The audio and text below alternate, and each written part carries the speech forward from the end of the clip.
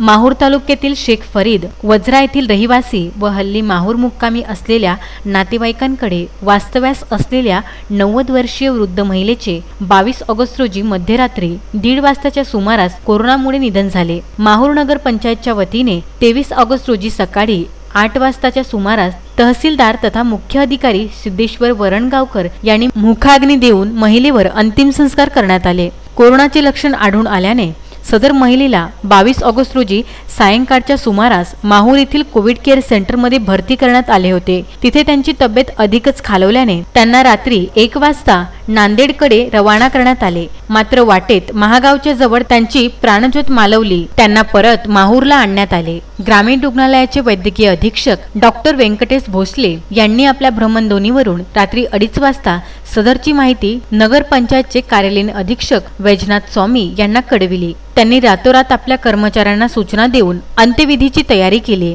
23 August रोजी 8 वाजताच्या सुमारास मातृतीर्थ स्मशानभूमीत त्या वृद्ध महिलेवर अग्निसंस्कार करण्यात आले। त्यावेळी ग्रामीण रुग्णालयाचे वैद्यकीय अधीक्षक डॉक्टर भोसले, पोलीस कर्मचारी मुटकुडे, सुरेंद्र पांडे, गणेश जाधव, शेख साबीर, नगर पंचायत कर्मचाऱ्यांसह गजानन देवकते, पिंटू चव्हाण, रामेश्वर केंद्रे आदी नातेवाईक उपस्थित होते। संजय घोगरे, अनवर खिच्ची, विदर्भ न्यूज, माहूर।